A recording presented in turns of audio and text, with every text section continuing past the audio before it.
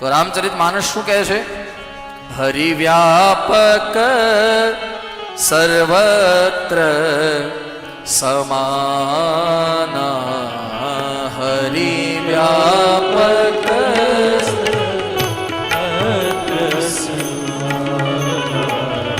હરિ વ્યાપક સર્વત્ર સમાના, હરિ વ્યાપક સર્વત્ર સમાના, પ્રેમ તે પ્રગટ હોહી મેં જાના, પ્રેમ તે પ્રગટ હોહી મેં જાના, હે પ્રેમ તે પ્રગટ હોહી મેં જાના, પ્રેમ તે પ્રગટ હોહી મેં જાના, હરિ વ્યાપક સર્વત્ર સમાના,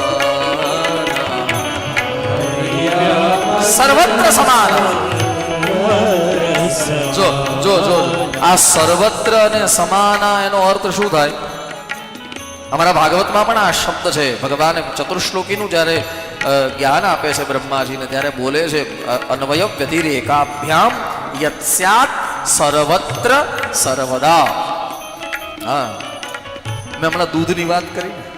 દૂધમાં માખણ છે કે તમે આ પાડી હો, ફરી નહીં જતા બાપુ. દૂધમાં માખણ છે એની તમે આ પાડી ને. હા, હવે તમે મને એક બીજો જવાબ આપો. દૂધની તપેલી તમારા હાથમાં વળ્યો, દૂધની તપેલી આપણા હાથમાં હોય, પછી જમણી બાજુ ઓછું દૂધ છે ને ડાબી બાજુ વધારે દૂધ છે, એવું હાલે? હે, દૂધની તપેલીમાં ઉપર વધારે દૂધ છે ને હેઠે, એટલે માખણ વધારે છે અને હેઠે ઓછું માખણ છે, જમણી બાજુ ઓછું માખણ છે ને ડાબી બાજુ વધારે માખણ છે, આવું હોય? જેવી રીતે દૂધમાં બધી જ જગ્યાએ માખણ છે, એમાં જગતમાં બધી જ જગ્યાએ ઈશ્વર છે. બીજું કે કોઈ એમ કે દૂધની તપેલી ભરી છે, એમાં સવારે 4 વાગે ઘાટું માખણ હોય અને રાત્રે 8 વાગે પાતળું માખણ હોય, એમ કે 24 કલાકે દૂધમાં માખણ રહે કે નહીં? જેમ બધે જ છે અને સર્વદા એટલે બધા જ સમયે છે, એમાં જગતમાં ઈશ્વર બધે જ છે અને સર્વદા બધા જ સમયે. એ તો આપણે સૂઈ જઈએ મારા વાલા, એ આપણી હાટું જાગતો હોય. હરિ વ્યાપક સર્વત્ર સમાના. એક કથા યાદ આવી મને બાબાજી. જયદ્રથ ને મારવાની પ્રતિજ્ઞા કરી અર્જુને કે આવતીકાલે જ્યારે યુદ્ધ કરવા આવું ત્યારે આ જયદ્રથ છે એને સાંજે સૂર્યાસ્ત પહેલા જો ન મારું તો હું અગ્નિ સ્નાન કરી લઉં. આવી અર્જુને પ્રતિજ્ઞા કરી લીધી મહાભારતના યુદ્ધમાં. હા, અને હાહાકાર થઈ ગયો. પાંડવો બધા અકળાઈ ગયા અને કૌરવો રાજી થઈ ગયા. દુર્યોધને કીધું કાલ એક દી ખાલી આ જયદ્રથને હાંચવી લો. એ આને એકને હાંચવી લ્યો એટલે આપણું યુદ્ધ પૂરું થઈ ગયું. અર્જુન આને મારી નહીં શકે એટલે ઈ અગ્નિ સ્નાન કરી લે અને અર્જુન વગર પાંડવોને હરાવી દેશું, આપણે રાજા બની જશું. આખું તંત્ર જયદ્રથને બચાવવામાં લીન થયું, રચના આખી. હવે પાંડવો ગભરાયા, ઓલા 4 ભાઈ ગભરાયા. 4 ભાઈઓએ કીધું કે હાલો અર્જુન પાસે જઈ, હાનનો સમય થયો, આપણે કાંઈ વ્યૂહ રચના કરવી પડશે, કારણ કે જયદ્રથને એ લોકો બચાવવા માટે આમ તેમ કરશે ને આપણે જયદ્રથને મારવો કેમ, એની ઓલી કરવી પડશે ને આપણે. હા, હરિ વ્યાપક સર્વત્ર સમાના, હરિ વ્યાપક સર્વત્ર સમાના, હરિ વ્યાપક સર્વત્ર સમાના.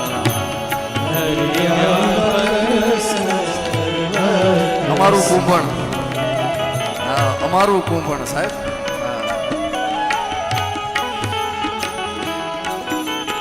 હવે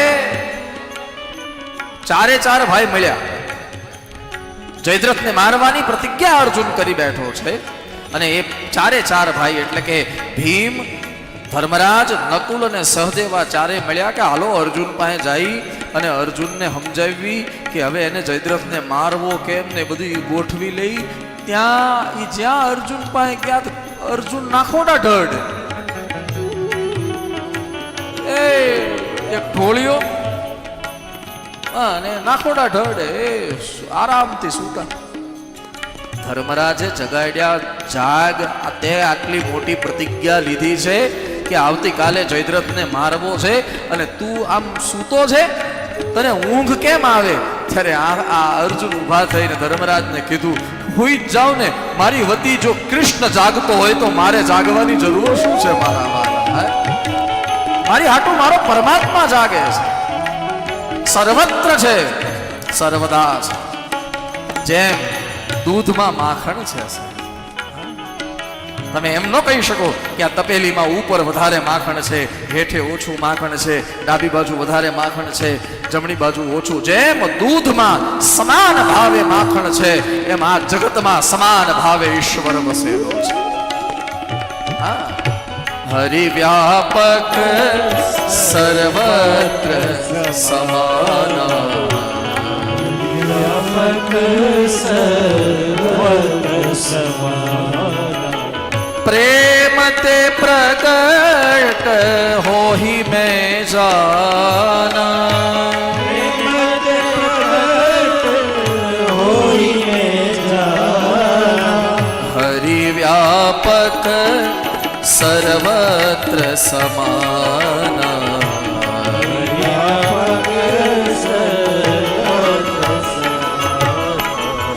सर्वत्र समाना.